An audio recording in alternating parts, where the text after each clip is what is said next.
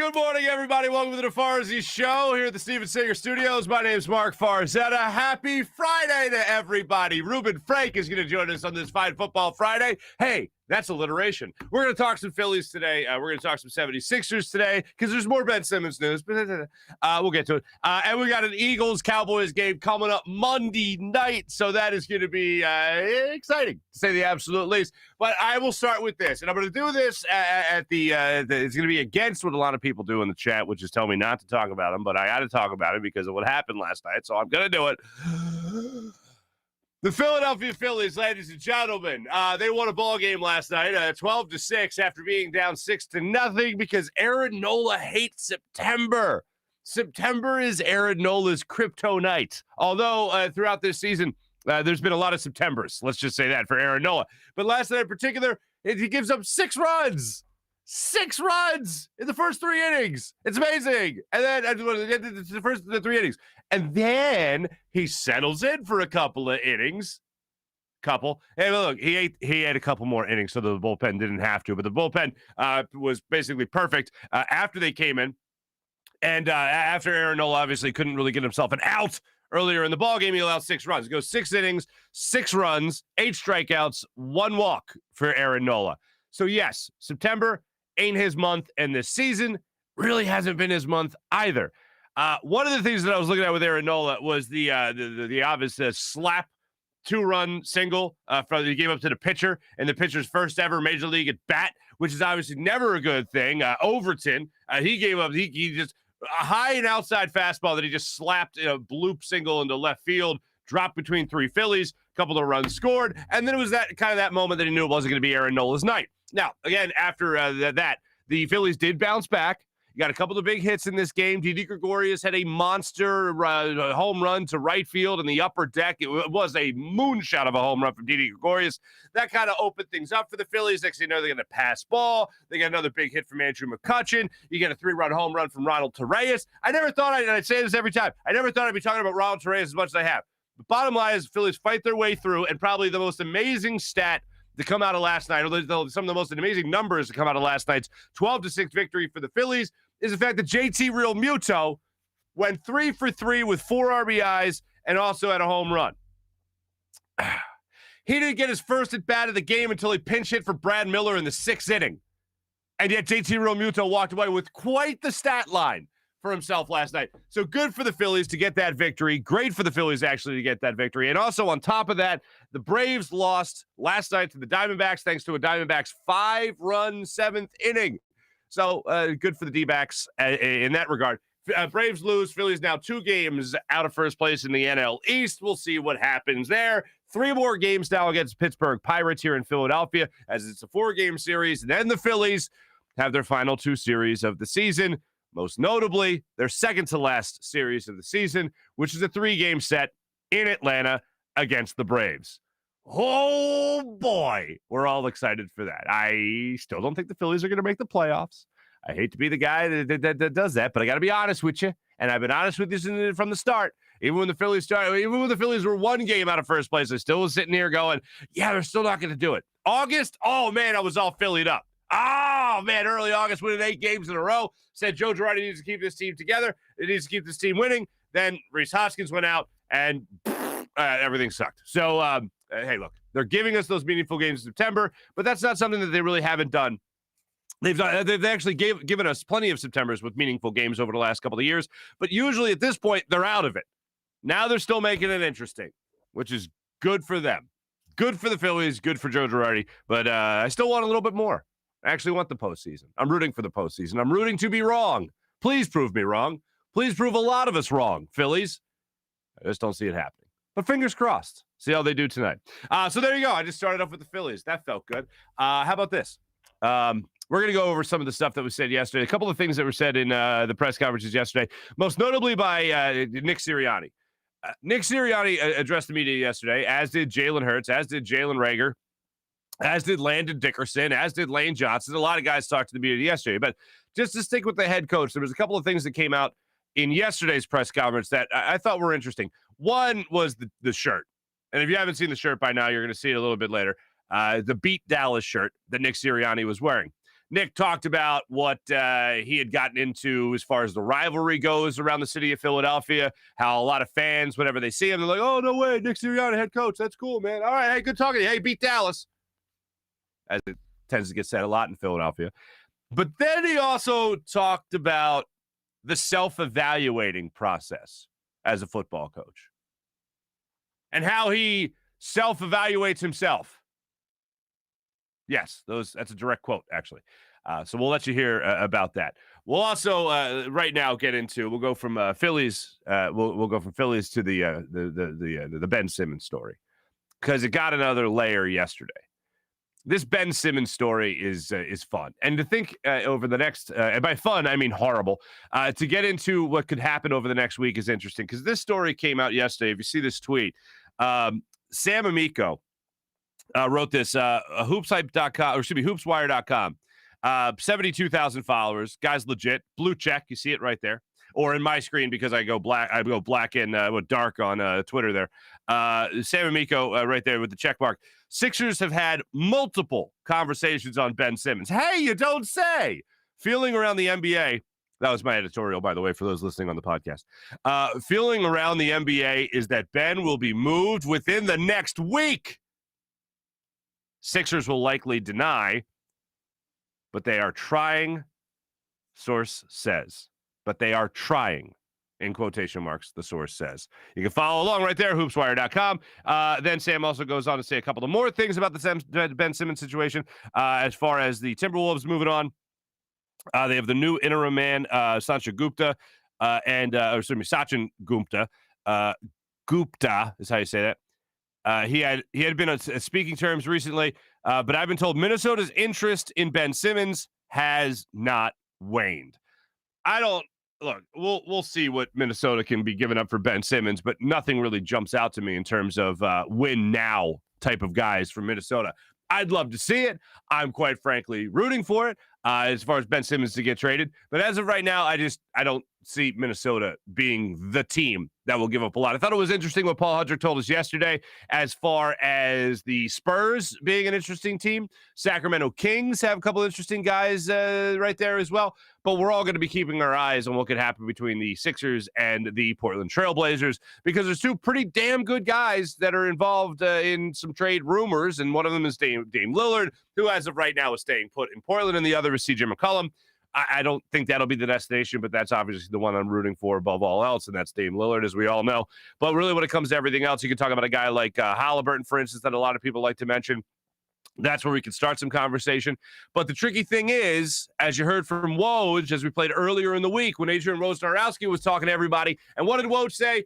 Woj said it's very difficult, the Sixers' position right now. The position that they're in is they want to maintain the same competitive balance that they have right now, which is a top team in the Eastern Conference, while trading away a star in Ben Simmons and getting back equal value that will keep them at the same level that they are right now. It's very difficult to do. It seems like everywhere else when that happens, when you unload a star, that means you're trying to rebuild. There's no better example and no more recent example than the situation that played out with James Harden and the Houston Rockets. They really weren't interested in staying competitive. They weren't interested in being a top team in the Western Conference. So they just said, all right, James doesn't want to be here anymore. Rebuild.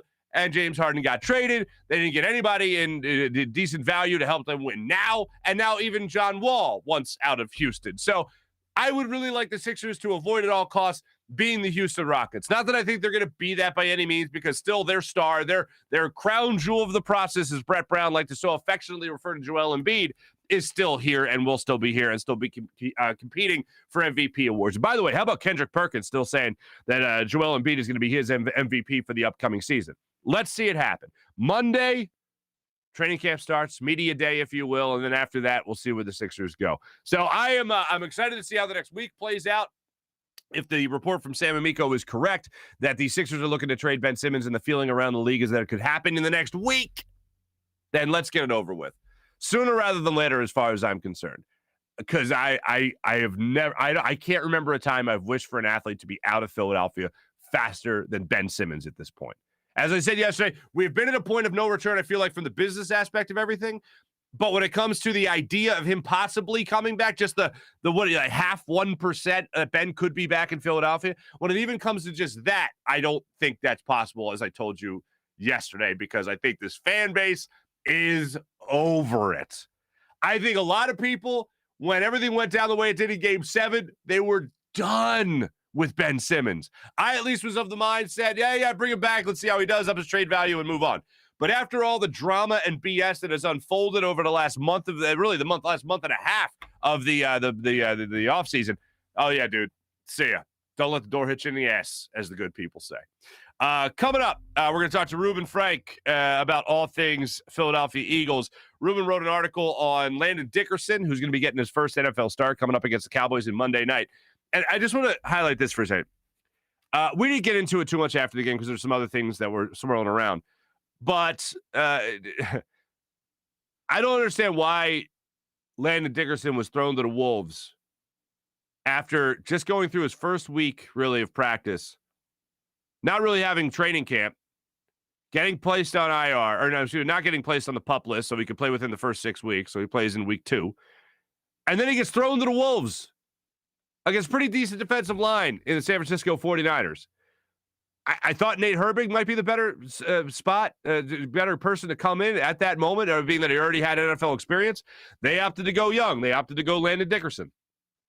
And that's fine, and I'm rooting for him to do well. I just think that in more of a, hey, win the game scenario, you might go with the guy that had a little bit more experience. Maybe they thought no matter what, Landon Dickerson is the better option here, even regardless of the experience.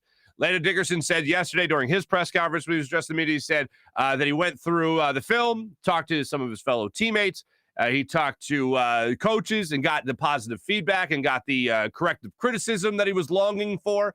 And he said that the way that he played against the 49ers in his NFL debut was in no way up to snuff. It was in no way up to the level that he has set for himself as now an NFL player, and it's certainly not up to stuff for the level of play that the offensive line has for themselves, the expectation the offensive line has for themselves. So he needed to improve. Hopefully, hey, now Monday night, speaking of being thrown to the Wolves, have at it, fella.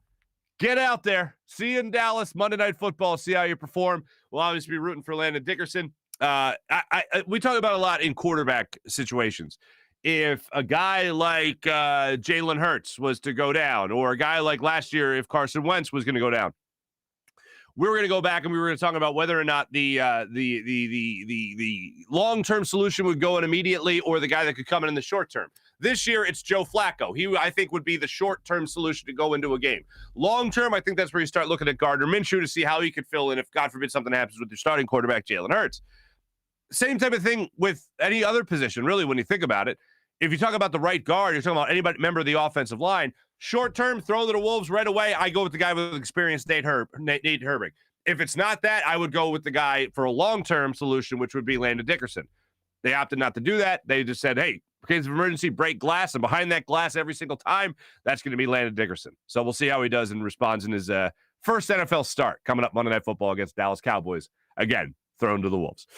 Let's see how he does. I'll be rooting for him, obviously. One of the things that Nick Sirianni has made headlines for, or at least a topic of conversation throughout his very young tenure as an Eagles head coach, is what he wears. The player shirts, the Eagles, the great players of Eagles past, and how those guys have performed. Guys like Brandon Graham, Miles Sanders, even Jason Kelsey.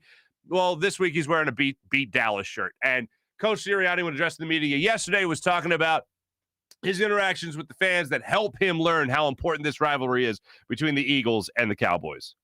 Yeah, you can definitely feel it. And, you know, I can't tell you how many times since I've been here, you know, when I've and it's like, hey, beat that. I think that's really cool. So, the fact that I'm in partaking in this rivalry city, it means a lot to our building. Going good. You got the rivalry going there. You see the shirt. Everything's fine. This is the thing that jumped out to me more at the press conference, though. I love the phrase. I think I told you guys before. I've been listening to this podcast, Smartless, with Jason Bateman, Will Arnett, and Sean Hayes. It's a great podcast, fun podcast. And one of the lines that stuck with me from Will Arnett was when people tell you, "I'm my own worst critic," and Will Arnett's response always to that is, "Yeah, can I have a shot? Like, can I try to be your worst critic?" Well, I think Nick Sirianni is his own worst critic. And he kind of takes you into the psyche of being an NFL head coach here, at least his own psyche of being an NFL head coach. And I've been saying since his introductory press conference, how is Nick Sirianni going to respond when he makes a play call in a game that we all know is not a good play call? How is he going to respond to the press conference? And to his credit, he actually handled it well. He wasn't nervous, Nicky. He wasn't that at all. He wasn't the guy that we saw in the introductory press conference. He said that he needed to do better. He simply took ownership. He held himself accountable for it. Well, the particular play that we're talking about is obviously that variation of the Phillies special that they tried running against San Francisco 49ers. And Nick Sirianni was asked about his own evaluation of himself, and not just that play, but all the plays he called against the 49ers and how he basically dealt with it throughout the week that he didn't have his best performance. Nick Sirianni taking you into his mind of how he processed the entire week. Before we get into game planning Dallas, the amount of time that I spend self-correcting is a lot. And I can only say, I mean, you just got to believe me, I spend a lot of time self-evaluating myself before I even do anything with the team. So the amount of time I beat myself up on calls and I mean, I drug myself through the mud pretty good this week. And for, hey, I should have. I mean, there's plays that didn't work. But what I said to myself coming off of that, like because at some point you got to switch. You got to switch your mode and be like, no, I'm here because I'm a good coach and I'm ready to go and I'm going to get our guys in the best position to beat Dallas I could possibly go. And there's got to be a switch that flips. And so what helped me this week is that just the preparation, like, hey, trust your preparation, trust what you did all week, trust the 7 hours you spent on third down, that you want to make that call. The other 7 hours on red zone that you made educated decisions here. Trust that process. Trust your process. Apparently, we're having a difficulty with the screen, so we're going to throw to our guest right now and try to figure this out. Technical difficulties are fun. Anyway, today's guest on the Rothman Orthopaedics guest line is my good friend Reuben Frank. Let's toss to Rube right now.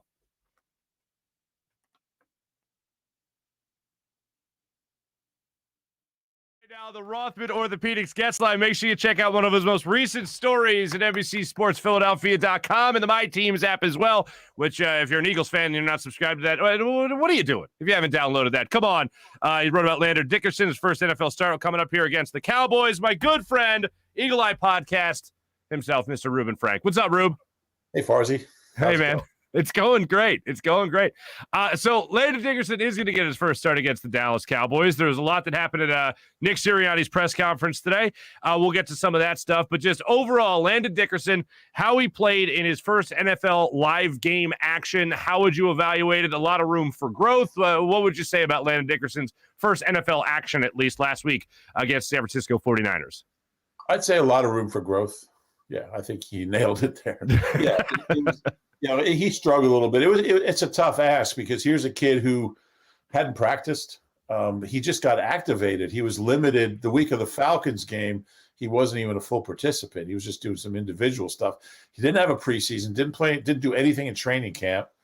And all of a sudden he's got to play, 40 snaps on a warm day against a pretty good defensive front. And I think it was a lot for him. And I think conditioning wise, it was a lot. Technique wise, it was a lot. We talked to him this afternoon and he was really accountable. It was pretty cool. He said, I did not play up to the level of my expectations or my teammates' expectations. And I know I got to be a lot better. And you like to hear that. And he'll be fine. I think this week he's getting reps with Lane and getting reps with the ones, and he'll be more prepared. I think he'll get a little bit better each week. And it sounds like Brandon Brooks will be out maybe 4 to 6 weeks. I don't know. We don't really know, but I think Lane Johnson said 4 to 8 weeks today. I think it's somewhere in that. Lane gives us. Lane's the only guy in the organization gives us injury news. So call Dr. Johnson. He's on the training staff now. Yeah. Were you at all surprised to see Landon Dickerson in there? And just off the top of my head, I was just thinking Nate Herbig. I don't know if he was active or not, or I assume he was. I think he would have been, I don't know if the better option at that point in time. Maybe long-term you go with a guy like Landon Dickerson, but throwing him into the Wolves like that, I would have went with Nate Herbig. Were you questioning that at all? Yeah, we talked about that. We asked Nick about it, and I think it comes down to this. This year is about the young guys. It's not about, they're not going to win the Super Bowl. They're not going to the play. So a kid like Dickerson, would Nate Herbig have been a better option in that situation in the middle of the game? Probably. He started 12 games last year at left and right guard. He's solid, but the future is Dickerson. So get him out there, get him as much playing time as he can get, and let him, just give him a starting point. And he's the future. Nate Herbig, he'll be in the league and he'll be probably a backup most of his career, and he's a decent player. But I think this year's kind of about, let's find out what all these young guys can do and get them as much playing time as possible. I didn't go crazy after the first loss of the Nick Sirianni, Jalen Hurts era, as they're together now, obviously. But there were a couple of things that definitely stuck out to me. One was that variation of the Philly or Philly special, whatever you want to call it, at the goal line. And I heard Nick Sirianni discuss it. And I heard Nick Sirianni immediately after the game and through the week talk about how he should have called a better play in that scenario. I almost enjoyed the Nick Sirianni pep talk, if you will, that he gave at the press conference today.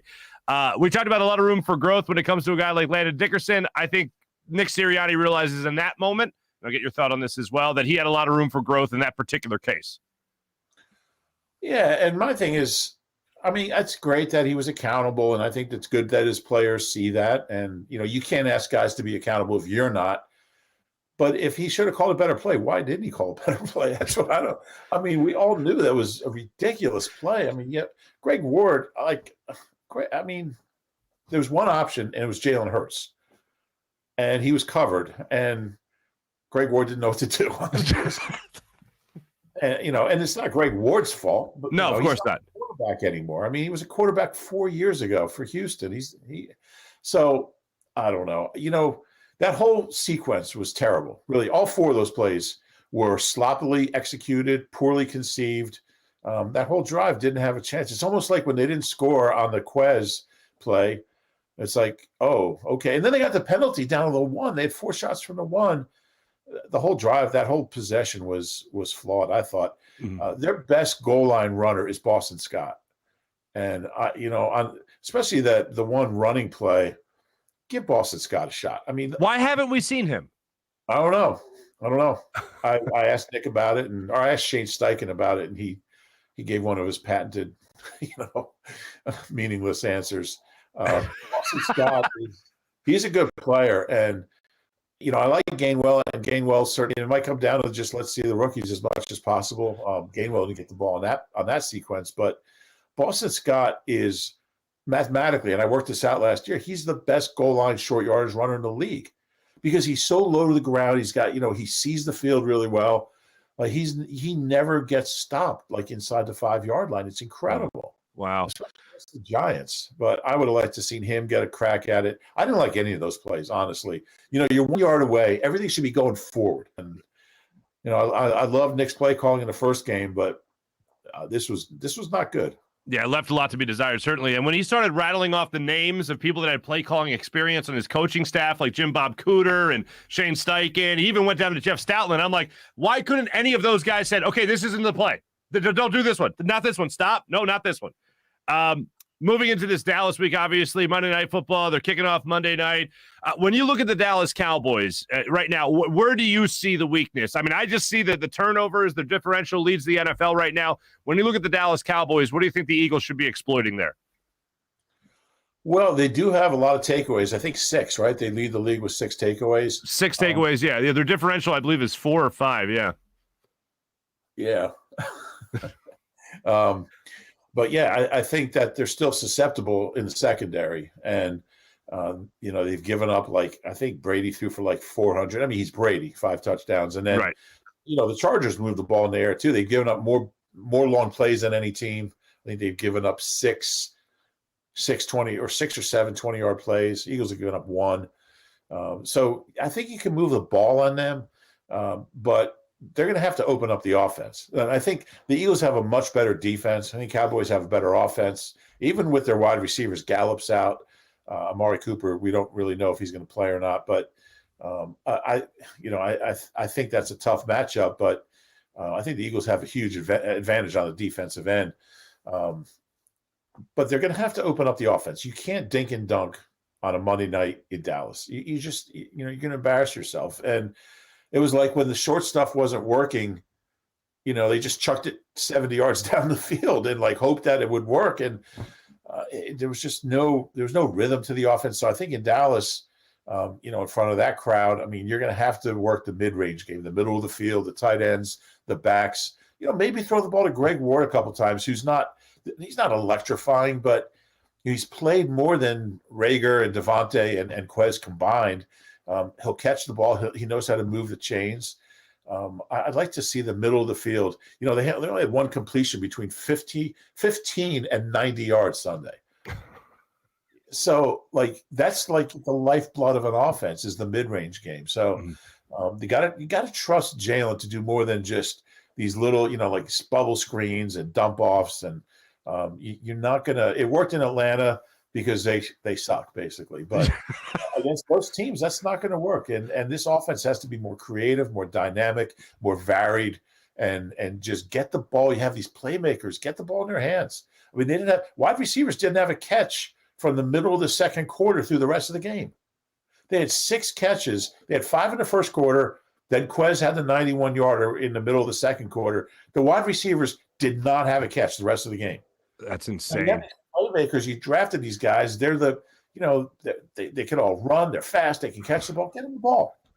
I think I think we both agree. We do agree that the play calling left a lot to be desired against the San Francisco 49ers. Hopefully it improves against the Cowboys. But as far as what Jalen was doing in the game, I know Sirianni made it a point earlier today to talk about, or yesterday rather, to talk about the fact that Jalen Hurts did have a good game in terms of running the ball. He didn't just run to run. He ran because things broke down overall. Was it more the game planning? Was it more the execution, whatever my play calling rather against San Fran? Or was it really the idea that Jalen Hurts wasn't performing? What do you think it was more of last week?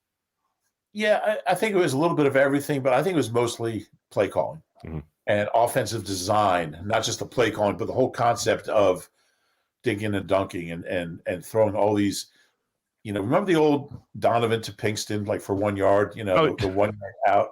Yeah.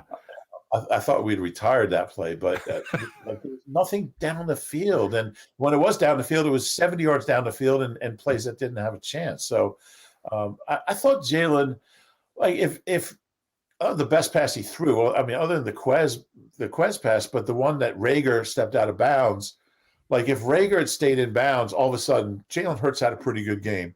I don't think he was great, but I think most of the issues were the play calling. I thought he ran at the right times. I watched all his runs again on Monday, and I didn't think there was one where you're like, oh, he should have waited or not run. He never takes any hits. He gets out of bounds. He only runs every time he runs, he's getting 8 yards minimum. Mm-hmm. So it's not like, oh, he shouldn't have run there. I didn't sense that. I know there was a bunch of questions about did he run too much. I didn't think so. Yeah, I didn't feel like I didn't feel like they were panic runs. I didn't feel like that. I didn't feel like they were a panic run. I feel like they were there for the taking. Yeah, they're a good band, by the way. The Panic Runs. Have you heard them? I wouldn't put it past you even a little bit to have seen a band at some point that opened for an opener for the actual band named the Panic Runs. Panic Runs, yeah. And you own a CD that has a lot of dust on it from them. Shame they broke up. Yeah. But yeah, I think. He could have played better. He underthrew some. He tends to underthrow, and I don't think it's his arm. He's got a strong arm. I think it's mechanical. I think he's not setting his feet. You need that base. You need to have your feet set and get your body into that throw. And you can kind of see him drifting off to the right when he's throwing deep instead of just getting set. So I think that's a fairly simple fix. Kind of reverted to some old habits. There was one to Devontae that I thought if he didn't underthrow it, it would have been another long touchdown or a long touchdown. The other one wasn't a touchdown. Yeah, right. I think he'll be okay, but yeah, you want to see consistency, you want to see progress, and we didn't see that. I don't think it was all him, but he's got to take a share of it. I agree. I agree with that. And I do agree also, again, with the play calling more than him. Last thing for you, defensive side of the ball, Brandon Graham got to make up for not having him. Everyone's been talking about how it's going to be by committee. They're going to replace Brandon Graham. But this name, Josh Sweat, has been mentioned a lot over the last couple of years as a training camp guy, performing really well. Other players have talked about how good Josh Sweat can be.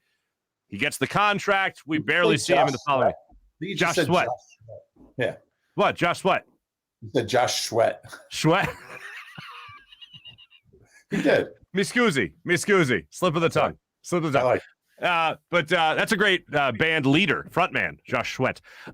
When it comes to Josh Sweat, what do you make of him? He said Josh Sweat.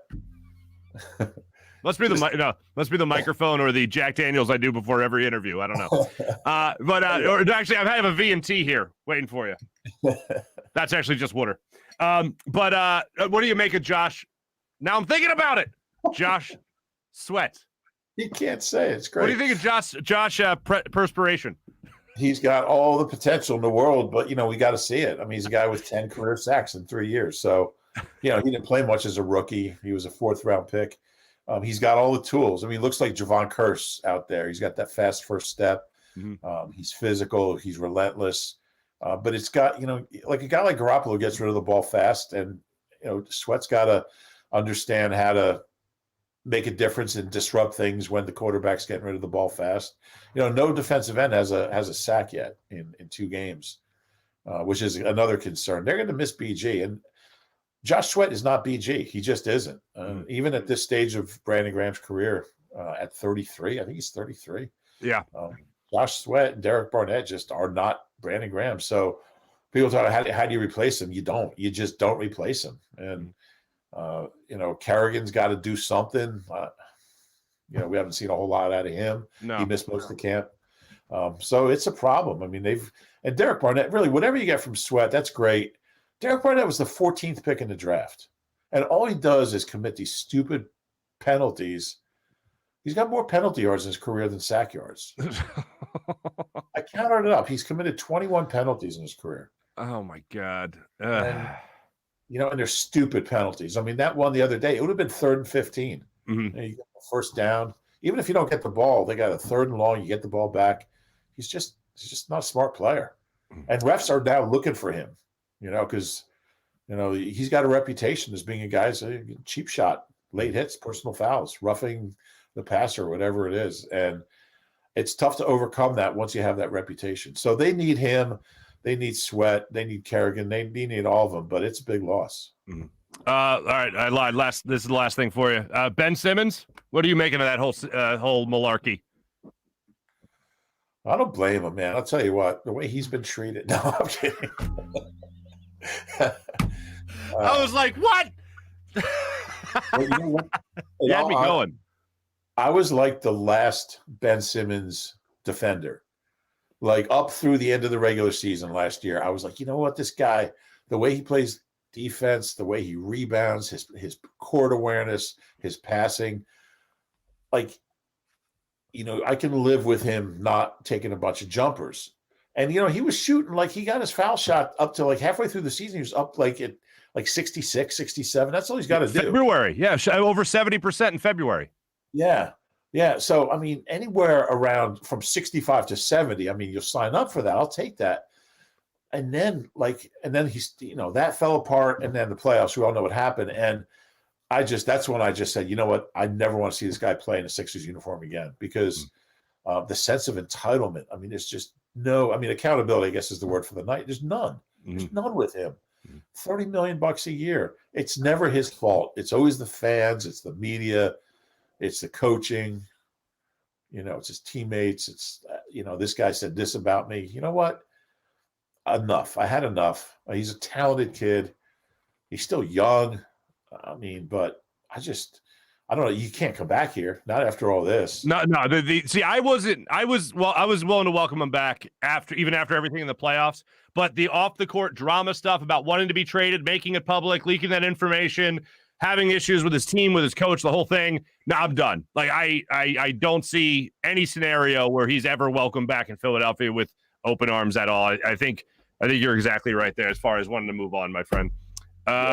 Rube. It's reminiscent of another athlete, that just the sense of entitlement that we've had around here. I'm not allowed to say his name, but what's so funny? Zangaro and I have not said his name. You ever watch Harry Potter? He who shall not be named. I'm aware of the reference. Yes. Yeah, you'll watch it when your kids get a little older, or your kid. Yeah, you'll watch Harry Potter. But yeah, right. As long as I don't have to read it. I read all the books. They're good. How many books are in the series? 50, 60, I don't know. Yeah, there's 7. There's 7 books. That's more books than I've read in my life. There's 8 movies because the last book was so long they made it 2 movies. Oh, okay. No, I just keep reading the greatest plays in Philadelphia Eagles sports history. I just read that book over and over again. That's what I read. Yeah, the book that our publisher did not want to update after 2017. What? Are you serious? Yeah, they didn't want to update it. But it's the same publisher that said that book originally came out in what was Donovan's last year here? 09, right? Yes, 09. He played the 09 season because they went to the that thing, that whatever it was. That NFC Championship game. No, that was 08. That was 08. Yeah, okay. But he still was on the team in 09 and actually had a good regular season, but by the end of the year, we knew it was over, and they told us they're putting him on the cover of the book, and we're like, no. And the publisher based in Chicago, they're like, oh, everyone loves Donovan. Like, no, nobody wants that. By the time this book's out, he won't even be here. Oh no, we're putting Donovan on the cover. We're like, put Doc on, put Westbrook on, put Reggie or Clyde or Seth, put Andre Waters on, Jerome Brown on the cover, somebody that's revered in this city. Yeah, really. No, we're putting that. People love that. So then we're doing book signings, and this book looks really. What's he doing on the cover? I don't want this. We got that all the time because our publisher's an idiot. Well, regardless, go back and just make the amendment in your head, folks. Reuben Frank wrote this book. It's a phenomenal book. I'm not kidding. I have read this book. It's amazing. You and Marc Eckel wrote this book, and it's definitely you guys. I'm sure can find it on Amazon. Yeah, you can. Yeah, BarnesandNoble.com. There you go. Walden Books. No, look at that. Rube. And also read his latest article on NBCSportsPhilly.com, as well as the My Teams app on Landon Dickerson and all things you need to know when it comes to the Philadelphia Eagles. Rube, appreciate it greatly. Thanks so much. And I'm going to go learn how to pronounce Josh Sweat, and I'm going to go watch Panic Running. I'm going to go listen to Panic Running right now. Panic Run. Panic Run. Yeah, exactly. Reuben Frank, NBC Sports Philadelphia, also Eagle Eye Podcast. Thank you so much, my friend. Anytime. See you, Marc. See you, bud. Are we back? Are we back? We got it? Screen's not frozen anymore. What's happening, people? A little technical difficulty there. My thanks to Reuben Frank for joining us there on the Rothman Orthopaedics guest line. Doing a fine job. I'm going to have to send Rube a screen grab of some of the comments from all you wonderful people because they are enjoyable. One of my favorite ones was, trying to guess Ruben's drink. Rube's drink is, I can tell you right now, Rube's drink is a vodka tonic. If you're ever out and about, right, and you see Rube at a bar, and you're feeling generous that particular night, send him a V&T. Send him a vodka tonic and tell him, compliments of Farzy. That's how you can do it. And the little story behind that is that Rube and I used to do a show at this bar called Vesuvio at 8th and Fitzwater. And it was a fun show. It was a bar show. Our friend Jerry Diodesi ran the place. Great guy. And it was just a lot of fun doing that show. And one particular night, me, Rube, and our old friend Sarah Baker, we had ourselves a time. We had a couple of drinks and a couple of boozed it up pretty well. And I didn't know this about Rube, but his drink was a vodka tonic. And anyway, fast forward years, and I'm doing a charity event for everyone's favorite sports writer, Mike Sealski, in Doylestown, where I grew up. And I was a guest bartender for this charity event. And Rube goes, "Hey, make me a vodka tonic." And I'm like, "Hey, you got it, buddy." And Rube came out to support the event, which was awesome. So I go to make the vodka tonic, although I've never made a vodka tonic before. And I believe what I actually made was a vodka club soda. And Rube took one sip and go, "That ain't it." I mean, I drink Jack Daniels. I occasionally have a beer. And I like whiskeys and bourbons more than anything. I occasionally have a beer, and I like some wines. Other than that, when it comes to cocktails, when it comes to anything that you got to mix, and that's not even really that big. Like, literally, the ingredients are the title. You shouldn't mess that up. But I think I hit the wrong button on the soda gun, And anyway, it was the worst drink. It was the worst drink Rube ever had, and he credits me with giving him the worst drink he ever had. So yeah, vodka tonic is what he usually goes after. I assume that was a Grateful Dead thing in the background. I don't know. I try not to crack the code that is Reuben Frank. The man's an enigma. But anyway, thanks to Rube for joining us there on the Rothman Orthopaedics guest line. Before I go any further, I have to tell you about my good friend Steven Singer of Steven Singer Jewelers. Do what I do, folks. Hit up Steven Singer, Steven Singer Jewelers, other corner of 8th and Walnut, or at IHateStevenSinger.com. Why do people say IHateStevenSinger.com? Well, I'll tell you this much. It's because people hate this guy because how much other people love him. Like customers, his customers, your future customer, if not a customer already. You'll love Steven Singer. You'll love the reason why everybody else hates this guy. People hate him because he doesn't mark up his jewelry ridiculously like other jewelers do just to mark it down in front of you and make you feel like you get some kind of deal. Oh, I went to this jeweler. They give me this much off. Oh, did they? Is that a real number? Not a real number. You know why? Because that's not set at the perfect price like Steven Singer's jewelry is at Steven Singer Jewelers. Set at the perfect price every single day so you know when you walk in, you're getting taken care of, and you don't have to feel like you're out there trying to make some kind of deal, like you're out there haggling, you're out there negotiating. No. The perfect price every single time. And a real jewelry expert will walk you through the entire process of it all. So you don't have to worry about that pressure because somebody who really knows what they're doing is helping you make the best possible purchase. Go to IHateStevenSinger.com, the other corner of 8th and Walnut, and also go to IHateStevenSinger.com where they always have fast and free shipping. Steven Singer Jewelers, one place, one price, the perfect price every single time. Steven Singer Jewelers. Coming up, we also have our Morning Rush segment. We also have our social media check-in where I'll read even more of your wonderful comments from our YouTube page, and we'll have a lot of fun doing that as well. But also, let me tell you about Rothman Orthopaedics, because Rothman Orthopaedics is simply the best. When you have orthopedic issues, you need a physician who eats, sleeps, and breathes orthopedics. You need an exceptionally specialized Rothman Orthopaedics physician. They not only specialize in orthopedics, but each of their physicians only focuses in on one area of the body, which means you can have the confidence to get past the pain and be what you were. Learn more at RothmanOrtho.com. That's RothmanOrtho.com. Rothman Orthopaedics, the official orthopedic partner of your Phillies, Eagles, and Sixers. How about BetQL? If you want to take advantage of your sports book, you want to get the advantage over your sports book, do some research. No better place to do the research than BetQL. I was talking to a couple of my friends who are absolute sharps. These guys win a lot of money. They use BetQL all the time to make sure they're making the best possible bet. The Best Bets computer model scans over 350,000 unique bets per year. Gives you the best bet recommendation for every game across all major sports, and it gives you the reasoning behind why you should place the bet. Their model covers everything from spreads, over-unders, player props as well. And don't use the model. If you don't want to use the model for their research, you can use it to do your own research. Everything from sharp data, line movement, team summaries, lineup injuries, breaking news, all that. They even have a leaderboard to track your own success. Head to the App Store or Google Play Store now to download the BetQL app.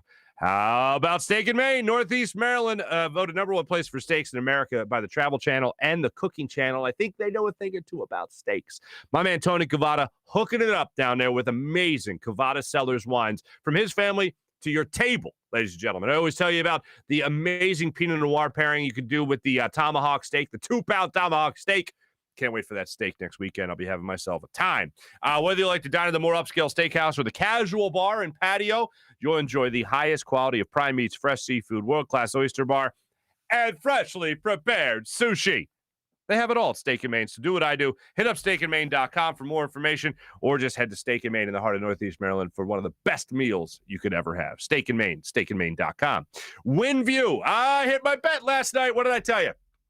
I like the Phillies to win last night. They won last night. Aaron Nola made it a little shaky for me, but make sure you guys are using WinView because it's great. It's a lot of fun. It's not a sports book. It's not fantasy football. It's better than that. You know what it is? It's a lot of fun you can have between challenging your friends and issuing challenges to them about certain bets you can make on certain games. It's pretty amazing. They got everything for baseball right now. You can make a bet on the Phillies. Maybe this is it. Maybe that was the turnaround last night, coming back from 6-0. Team had a little fight in them last night. Last night, you know what I was thinking to myself? If Harry was still alive.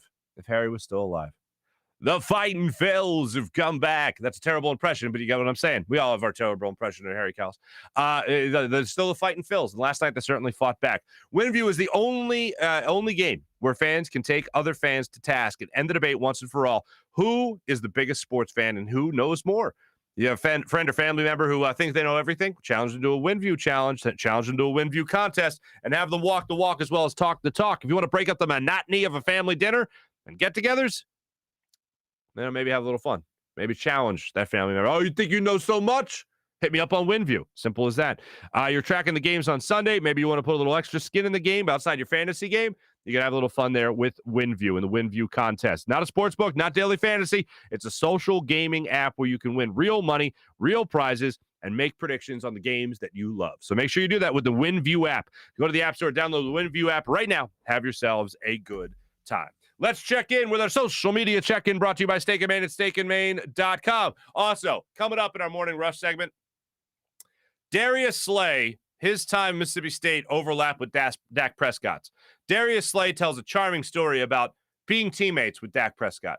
At a time, Darius Slay tried to cheat as a member of Mississippi State. We'll get to that in just a second. But right now, let's get to our social media check-in brought to you by Steak and Maine at steakandmaine.com. Dak, Phillies, nothing to see here. Ken, Rube Daddy. I'll have to call Rube Daddy. For the time being. Good morning, everyone. Good morning, Dan. That was Ken saying Rube Daddy. Mally. Hello, Mally. Inside the Birds. What's up, Inside the Birds? Dak, hello again. Rube does have great flow. No denying that. Rube has great flow. Dak says Rube blow dries his hair with a comb or without a comb. I don't doubt that. 0 RBIs for Harper is the most amazing stat. That's a good point, Dan. As hot as Bryce Harper has been, last night was not his night to go off. It was JT Realmuto's night to go off, and really the rest of the Phillies lineup. They took care of business. 3 walks. Don't think Harper is seeing too many pitches. You're right, Dak. You're absolutely right. Andrew saying facts, Dan. Gene Segura has had a really good season. When he hasn't been hurt, he's been really good. Rob, I wasn't sure what you were asking. Who is more hated? JD Drew or Ben Simmons? Ben Simmons. And I'm going to go ahead. I'm going to go on a limb here and say it's not even close.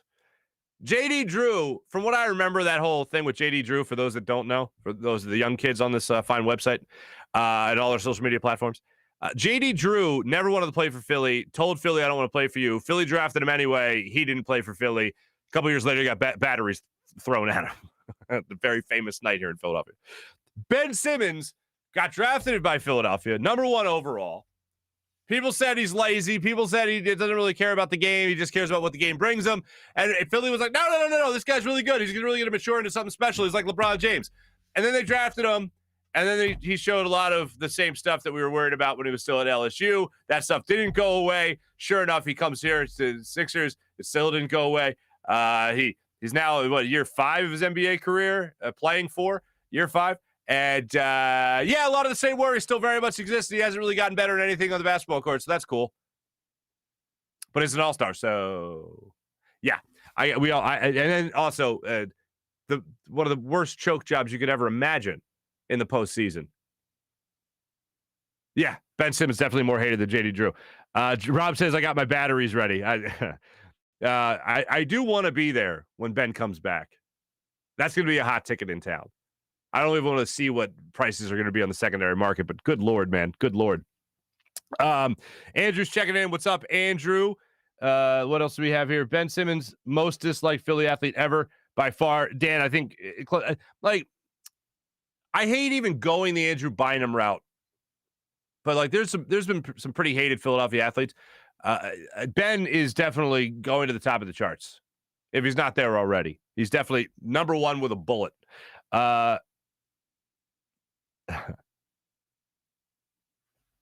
Oh, this is where the screen froze. This is PJ. This is where all our associate producers, who I appreciate so greatly, were like, "No, it's frozen." I feel like I need to replay. I hate to do it to you because I know people it's annoying, but I feel like I need to replay the Nick Sirianni press or the second cut I played of Nick Sirianni, simply so you guys can get a feel for what that was like, because it was a lot of nervous energy in his response.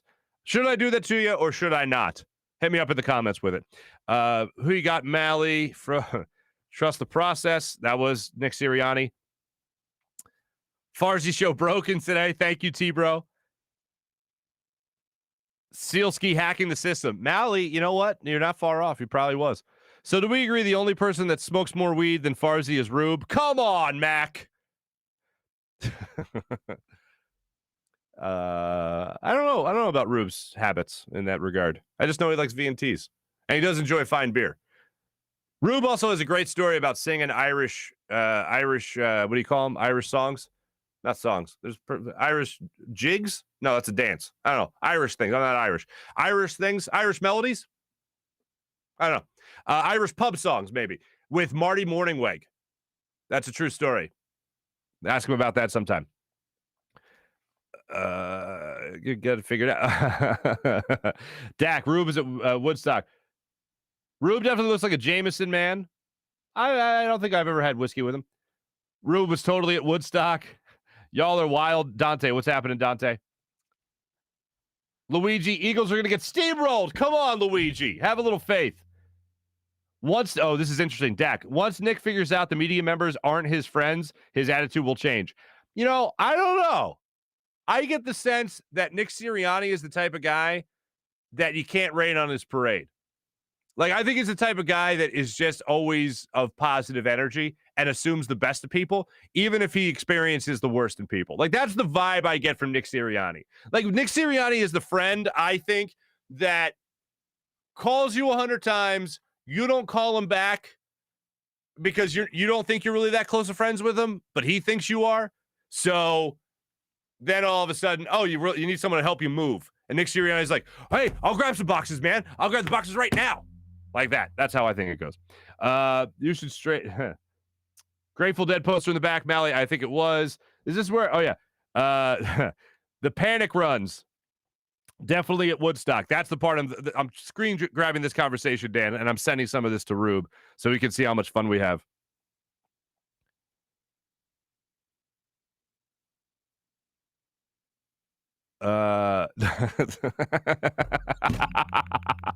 What was Sealski's charity benefiting? The Mike Sealski Mortgage Fund? Come on.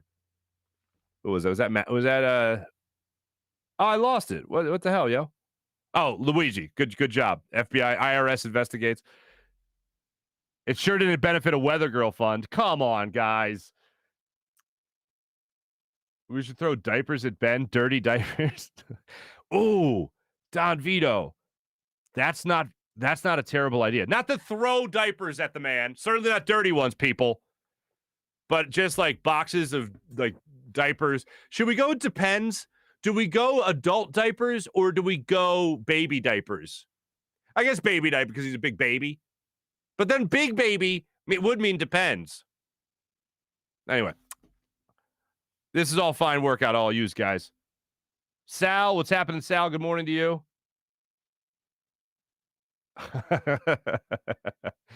Don, you.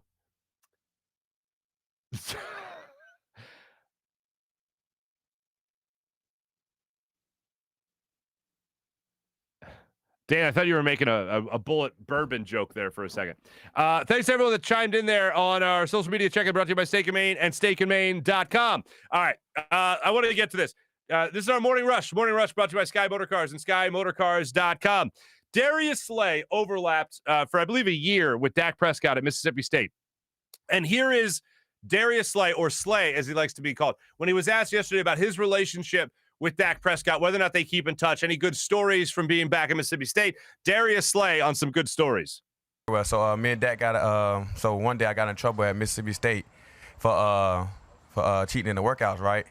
So I didn't want to lift the weight, so I just kind of like cheated or whatever. So they made me carry Dak up the hill, and my boy Dak kind of like, all right, man, I know I'm heavy. This time he was like 240 though. This y'all don't know young Dak when he was real big.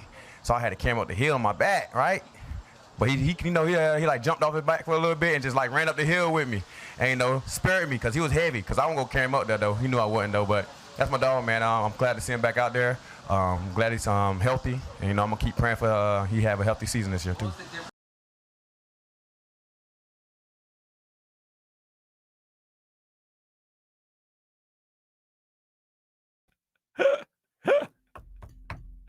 I love the idea. Absolutely love the idea of having to carry Dak Prescott anywhere. And I love that Darius Slay. I love that Slay told that story yesterday because I don't know. I just really get a kick out of Slay. He's like, I told you the Devontae Smith press conference is probably the most boring things on the planet. That the opposite of those are Darius Slay. Slay's press conferences are phenomenal. I actually look forward to him each and every week. But yeah, so that's their relationship going back to Mississippi State. Before I do get back to Nick Sirianni, I do want to say this. The 76ers, some 76ers news that I'm actually going to enjoy talking about.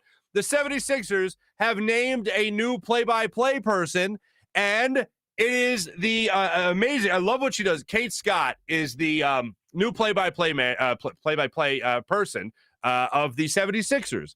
It's the first female lead play-by-play in Philadelphia sports history. It's the second NBA full-time female play-by-play person in the NBA.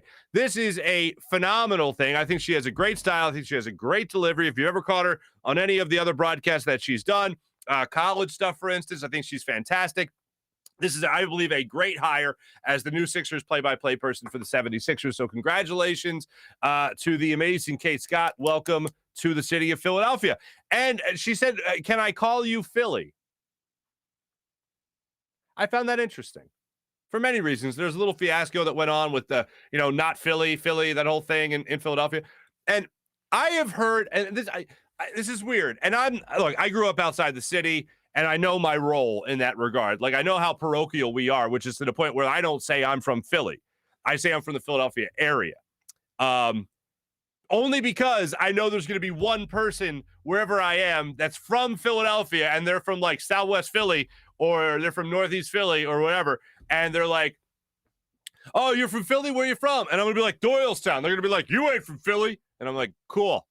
I know how parochial we are. But, like, do we mind the Philly thing? Like, I never minded the Philly thing. I have heard one time from one person that Philly does, like a native Philadelphian. I have heard one time from a native Philadelphian that they don't like Philly. They don't like being referred to as Philly. And I'm like, that's crazy. And then everyone else has said, like, no, Philly's awesome. Like, I don't mind being called Philly. Kate, welcome to Philadelphia. I think I'll do a fantastic job. So there you go. Welcome aboard. All right. This is, I do want to make sure you guys get this because I know it froze the last time around, so I want you to see this. Nick Sirianni's press conference yesterday talking about how he responds to his own self-evaluations of himself. Allow myself to introduce myself. Here we go. Nick Sirianni. Before we get into game planning Dallas, the amount of time that I spend self-correcting is a lot. And I can only say, I mean, you just got to believe me, I spend a lot of time self-evaluating myself before I even do anything with the team. So the amount of time I beat myself up on calls and I mean, I drug myself through the mud pretty good this week. And for, hey, I should have. I mean, there's plays that didn't work. But what I said to myself coming off of that, like because at some point you got to switch. You got to switch your mode and be like, no, I'm here because I'm a good coach and I'm ready to go and I'm going to get our guys in the best position to beat Dallas I could possibly go. And there's got to be a switch that flips. And so what helped me this week is that just the preparation, like, hey, trust your preparation, trust what you did all week, trust the 7 hours you spent on third down that you want to make that call. The other 7 hours on red zone that you made educated decisions here. Trust that process. Trust your process. So there's a trust your process thing again. I like to be a fly on the wall. And I hesitate to say anything because I like to be a fly on the wall when Nick Sirianni is giving himself that pep talk. Because I feel like it is along the same lines. And I forget why we were talking about this maybe a month or so ago. Like the Stuart Smalley bit from Saturday Night Live with Al Franken from years ago. Like self-motivation, right? Motivational speaker, whatever the hell. Not Matt Foley, the good motivational speaker, but the other one. Where it's like he's got to look himself in the mirror and he's got to be like, all right, Nick, you're good enough. You're smart enough. Doggone it. You're a good play caller.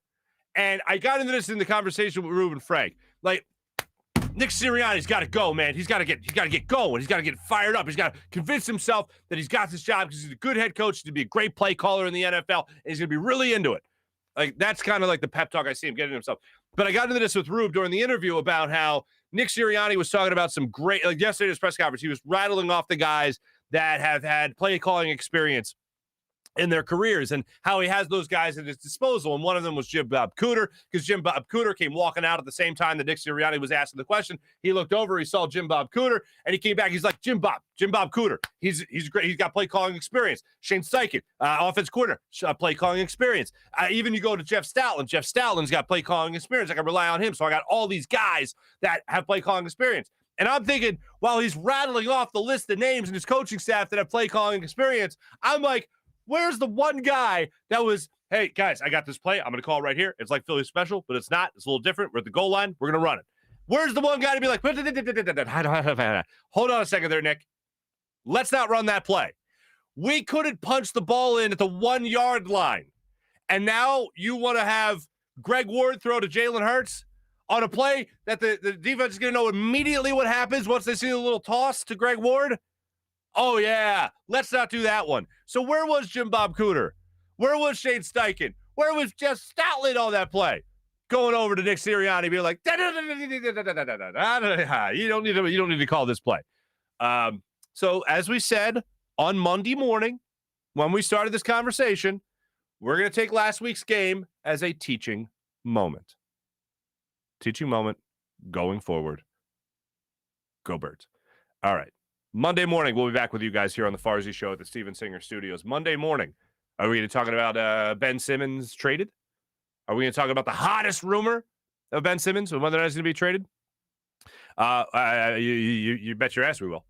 And you know what else we're going to be talking about? Eagles, Cowboys coming up. We're going to talk about some great moments, Eagles, Cowboys. We're going to be talking about some great moments from the Eagles in Monday Night Football. We're going to cover the whole gambit coming up Monday morning, so much so that I'm really looking forward to Monday's show. We're going to have ourselves a time. That much I promise you. Thanks for watching. Thanks for listening, everybody. Really appreciate it. Jim Hyden produced the program. It's a Buzz Sports Entertainment production. I'm going to go ahead and send Reuben Frank some of your comments there from the comment section because I know how much he'll enjoy it. Make sure you please subscribe on YouTube. Have yourself a time in doing that. Thanks for watching across all our social media platforms. This is a Buzz Sports Entertainment production. My name is Marc Farzetta. Have a wonderful weekend, everybody. We'll talk to you on Monday. Take it easy.